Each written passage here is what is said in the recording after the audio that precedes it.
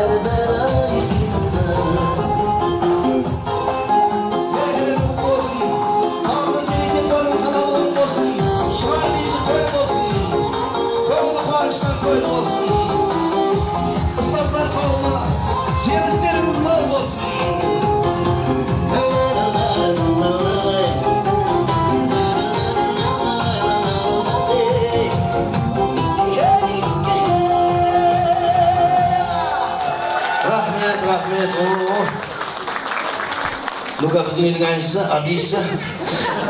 Мына бәріңізге рахмет. Енді рахметті айта береміз ғой. Бәріне де енді әлі шыққан сайын айтып отырмын. Осы жерде Берекет ағамыздың ең үлкен ұлы, осында қазірде бір отанның, бір әулеттің үлкені болып қалып отырған Дәулет ағамыз арнайы Қызылжардан келіп отыр. Бір қосақ қошемет сапқа жаңағы айтысқа қатысып талай жерде жүлделі орын алып жеңіп жүрген Сәбит ағамыз марқұм болып кеткен. Сол кісінің жұбайы арнайы мынау Аралдан келіп отырған, ауыл шаруашылық саласына үлкен үлесін қосып келе жатырған аудандағы Аққал Шеңгелге бір қосақ қошемет. Сіз ағыларымыз бен жеңгелеріміз жалпы бәрімізді балдарыңыз аман болсын. Бір-бірлеріңізді тек айналайын деп қана ертілеп жүрейік. Бұл енді Ақұдай деген бар ғой бізде, Ақұдай. Ақұдай деген ән шығардым ғой мен енді. Сөйтіп ана Қызылордаға барып ең бірінші орындаған ойбай сөйтіп біреулер шықты, Ақұдай демеу керек, оны өзгерту керек, атын өзгерту керек деп. Мен айтамын, бір шығып қойған ән ғой, енді жоқ, сөзін өзгерту керек, сөзін өзгерту керек деп қоймады. Ақұдай демеу керек бұны деп. Бұны қызғанып жатыр ғой олар бізге. Сосын айтты маған, кешіресіздер, бұны мен ән ғана жаздым.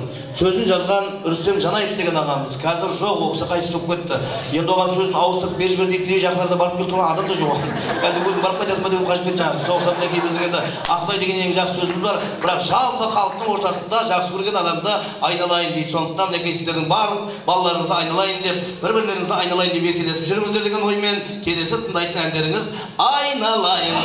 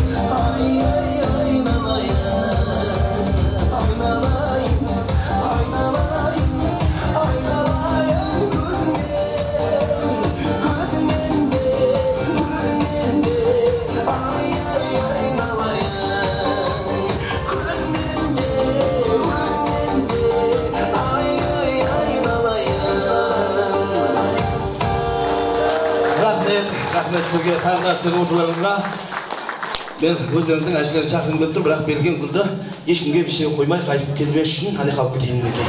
Мыңда бір рахмет, Балнұр Берекетова, қошеметтеріңіз.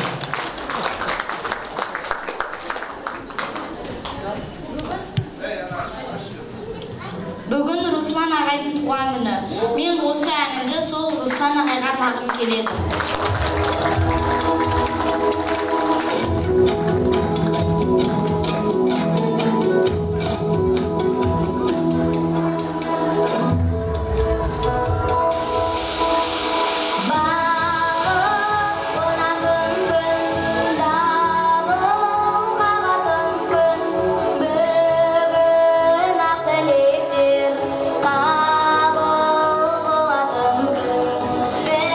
Biz birgen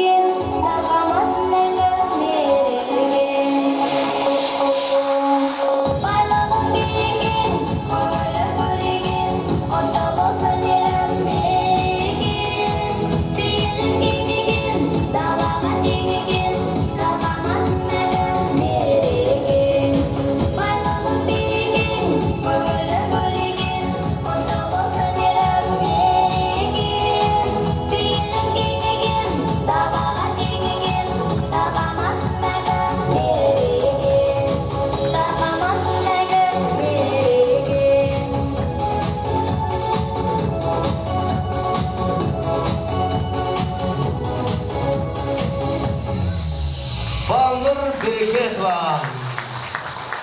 Мен де бір күн берейін. Үлкен жұлдыз болады деп сенем мен, білемін мен нағашың кет Ақтөбеден тілегіңмен. Концерт беріп қайырлы қорға аудырам деген айналдым, кішкентай жүрегіңнен де Балнұрға бір қошемет қойылыңдар. Балнұр керемет әнін тағы да жалғастырады, қабыл алыңдар.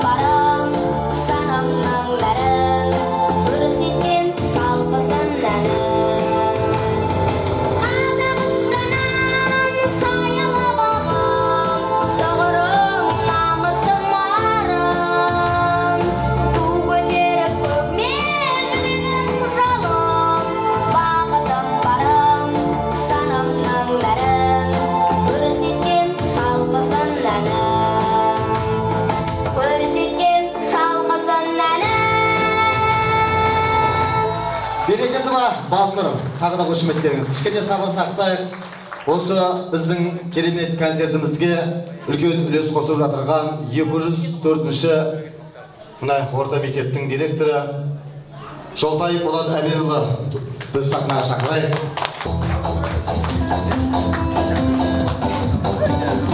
Құрметті өнерсүйер қауым, біздің қонақтар, ата-аналар, аналар, бүгін біздің шақыртуымызды қабыл келіп жатсыздар.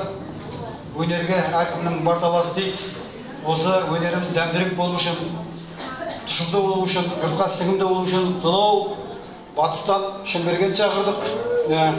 Мына өзіміздің іргемізде береке тобарымыздың бүкіл бала шағасын шақырдық. сөйтіп өзіміз балаларды ортаға алдық. Сөйтіп концерттің атын ойландық. Кім қоямыз бұның атын деп. 2 күн 2 түн ат таба алмадық. Ұнамай қалады деп. Я біреу ойдан шықпай қалады деп. Енді сонымен біртінде ойлап отырып ертеңіне бүркітпен келіп ойласын болса концерттің атын көкей кесті, тере көкей тесті деп қойсақ қалай болады. Сосын өзімше түсіндірдім. Әркім өзінше енді түсініп жатады ғой. Меніңше көкей кесті мәселе деп отқаным елдің ойында, жадында орындалмай жүрген мәселелерді немесе аңсаған мәселе көкей кесті мәселе деп жатады. Соның бірі біздің балалардың демалысы, балалардың бір күлгені барлық байлықпен тең дейді ғой. Сондықтан бала қалай қуанады деп ойлағанбыз, оны жазғы демалысқа жіберейік деп ойлағанбыз. Сондықтан көкей кесті мәселе кімнің ойында жүр десем, балалардың ойында жүрген, ойын тесіп жүрген. Осы қалай демалдан басып қалай мен қол үшін беремін. Сондықтан біз оны қабылдадық. Бір жағынан бір мақалға, бір мәтелге келіп тоқтадым. Кішкентай өспей ме, көкейің теспей ме деп. Мінекей көкей тесіп шығып жатыр. Сондықтан балаларға 1000 мәртебе баланың қызымыздың арқасы. Және де осы жерде енді осы мәдениет үйін директор деп айтып жатырмын бағана. Бүркіт мырзаның арқасы деп ойлаймын. Осы бәрі осы ұйымдастырып бұл бізге неге саяды? Осындай кризис болып жатқан жағдайда, жан-жақта талас тарсып жатқан айда біздің ағайынның ауызбіршілігі жұртқа үлгі болатындай болу керек. Біздің бірлігіміз, біздің тірлігіміз бір нәрсе, бір Қазақстан, бір Қызылорда, бір Қазалы. Анау Ақтөбеде, Алматыда жүрсе де ойлайтын жері ауылға көңіл тартып тұрады екен. Шынбергеннің жүрегінен соны көріп тұрмыз әнінен. Оны бүгін неме болып келіп жатқан Дастанның да жұмысы көп қазір осылғанда. Бұндай бір күн басқа жұмыс істесе бірталай пайда кенеліп қарайды. Сондықтан Дастан бауырым жүргізіп жатыр. Рахмет. Бүкіл Қазалының той томалағын, Аралды, Қызылорданың өзі бәрін көңілін көтеріп, барлық қуаныш тойын көтеріп жүрген осы Шынбергеннің інілері, ағалары, Сүлеймен әулеті, оның анасына тойда болғанбыз. Сіздің Шынберген ойнаған, жер тартқан не ойнайсың десе, сен менің дағы шапам емессің ба деп. Сондықтан әрі әкесі, әрі шешесі осы ауылдасыз ғой. Сондықтан ауылдан апа кетпеңіз, өйсіп айналып балдар келіп тұрсын әрқашанда. Сондықтан біз сізге ризамыз, осындай балдар дүниеге келіп, елім, халқым деп, аз да болса кішкентай көмектесейін, көтерейін осыларды деп бізге көңіл болып келгеніне рахмет. Шынбергеннің бір келіп кеткенінің өзі, ол бізге үлкен, демеу үлкен, бізге қошемет, үлкен құрмет болып табылады. Енді сондықтан мына халықтың алғысы шексіз. Не айтарымыз білмеймін, сондықтан мына сіздердің отбасыларыңызға Алла тағаланың нұры жаусын. Ұрпақтың немере шөбере шөпшектің қызығын көре беріңіздер. Сүлеймен әулетінің әрқашанда осы аты да өшпесін, әрқашанда осындай Қазақстанға дүниежүзінде таныла берсін. Сондықтан Шынберген тағы да бір құшақтап берейік. Ал енді мына бүгінгі келіп отқан халыққа енді бір гүл беріп жатырмыз. Айналып келіп отқан гүлдер бар шығар енді. Онда бәрін Шынбергеннің жалпы репертуарында ән де көп, әзіл де көп, ысқақ та көп, бәрі көп. Тек мына сахна шамалы қысып отыр, мен білемін. Жүйрік атты алыс былай не салу, ашықтау жерге бір 40 шақырым басалу керек. Біз кішкентай жерде Шынбергенді енді шаптыра алмай отырмыз. Сондықтан енді Шынберген Байғараұлы, мен мынаның бәрін оқып жатпаймын. Бірақ біздің бүкіл коллективтің, біздің ұжымның, осы жердегі адамдардың бәрінің пейілі осы жерде жазылған. Мен әкімнің алғыс хатына келуді білдім. Бірақ ол әкімдікі. Аудандық білім бөліміне әкелуді білдім. Ол аудандық білім бөлімі. Мынау собственный өзімізгі да, чисто қазақстансыз. Өзіміздің сөзіміздің бәрі осы ішінде тұр. Сондықтан осы алғыс хатты қабылдасам, менің қолым тұрған жоқ, бүкіл халықтың қолы тұр деп есептеймін. Сондықтан біздің атымыздан қабылдап алғыс хатымызды алмайсың. Және де енді сенде ат жеткілікті екен білемін. Шабаттан не жүйрік те бар, жорға да бар сенде. Сенде не алысқа тоқпай бәрі бар. Бірақ сенде мынадай темір ат жоқ шығар. Бұл темір атты деп қана бірінші Петр мінген, бүкіл Россияның іргесін қалаған. Сондықтан сөйтіп атың шыға берсін да, мына қабылау. Ал енді мына білесіңдер ғой. Жігіттің ең жақсы жағы, баланың ең жақсы жағы нағашына ұқсайды. Жаман жағы өз жұртына ұқсайды. Себебі жаман жағын өзі өз жұрт қайықтарда ұрады, соғады, қарғай істейді, түзеп алады. Ал енді балалардың бүкіл өнері нағашына ұқсап не десем, ол анау берген ағамның омарттардың өлеңінде оғыл болайын деп тұр. Өйткені бірінші термемен жырды айтып, бүкіл Қазақстан танымал сол кісінің отбасы. Енді жалпы Жақайымдар аға баласына жыр түстенген, қонған, тіпті осы қыстап қалған десем де бар шығар. Сондықтан мына өнер қонған ұжымға, өнер қонған елге, сондықтан мына бұл Балнұр оның жалғасы. Сондықтан осындай жалғасы көп бола берсін. Балнұр мына алғыс хатын үйге барасың, оқисың, ертең маған түсіндігін айтып бересің. Неге мынаны қабыл ал? Мен атына. Және де мына сабақ жақсы болу үшін енді мына шамды алып қой, жатып керек болады. Енді осы жерде аудандық білім бөлімінің қолы тимеді, ертең премьер-министрдің бірінші орынбасары келеді, Сапарбай Бердібек Машбекұлы деген қолы тимеді. Сондықтан ортаға аудандық білім бөлімінің қазодақ комитетінің төрағасы Әбілқасым Романды ортаға шақырып келіп отыр, сіздің досыңыз. Талантыңыздың несі поклонница дей ма? Сондай орта көрініп қойсақ кішкене директордың келіншегін бір танып қойсақ. Оған не көрсетпеймін, көрсетіп алдым. Қалай сөзіңе? Құрметті өнерсүйер қауым, құрметті Берекет ағамыздың отбасы, құрметті Сүлейменовтер әулеті, бүгін үлкен елде жақсы, керемет бастама бастап жатсыздар. Өзі қай кезде де қазақ халқы қайырымдылықты ешуақытта ұмытпаған, соның бастамасы мінекей кішкентай Балнұр қызымыз үлкен іс аттар десем толық айтуыма болады.